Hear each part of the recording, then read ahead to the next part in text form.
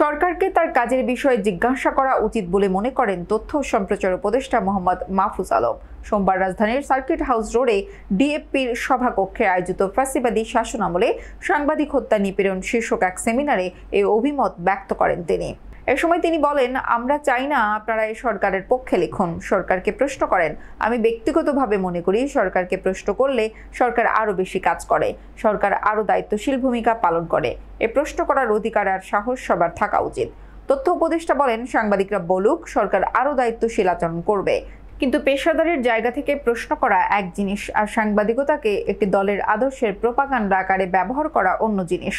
তিনি বলেন, কয়েকটি পত্রিকা জুলাই অভ্যুত্থান লেখে না, এরা লেখে জুলাই আন্দোলন। তারা জুলাই গণ অভ্যুত্থানে সরকার বলে না, তারা বলে ক্ষমতার পথ পরিবর্তন। এটা ইন্ডিয়ার ন্যারেটিভ, যার অর্থ এখানে একটা চক্রান্ত হয়েছিল, হাসিনাকে উৎখাত করা হয়েছে। এটা কোনো সংবাদ মাধ্যম করতে পারে না যদি তার মধ্যে এতটুকু নৈতিকতা থাকে। কিন্তু আমরা এই সংবাদ মাধ্যমকে বন্ধ করিনি, আমরা কিছু করব না। জনগণ আপনাদের দেখে নেবে, শহীদ পরিবার আপনাদেরকে দেখে নেবে। দীপ্ত টিভি তারা কোনো নোটিশ পাঠায় নাই কাউকে, এমনভাবে টিভি টেলিভিশনটা নিজেরা বন্ধ করে দিল যেন মনে হলো সরকার বন্ধ করেছে, কিন্তু সরকার তো বন্ধ করেনি। সরকার বন্ধ করার জন্য কল দেয়নি, কোনো গোয়েন্দা সংস্থা এই কাজটা করেনি, আপনারা করেছেন। এবং পুরা দুনিয়ায় নিউজ হলো যে সরকার একটি টিভি চ্যানেলে সম্প্রচার বন্ধ করে দিয়েছে। এই যে হঠকারিতা, এটা কিন্তু কোনো ভালো লক্ষণ না। আপনারা শুনতে পেলেন একজন সম্পাদকের বিরুদ্ধে 149টা মামলা হয়েছে। আমি শুধু জানতে চাই, গত 15 বছরে এই যে মামলা হলো, কয়েক হাজার মামলা হইলো সাংবাদিকদের বিরুদ্ধে, কয়জন সম্পাদক লেখছেন? আমাদের কাছে প্রমাণ আছে।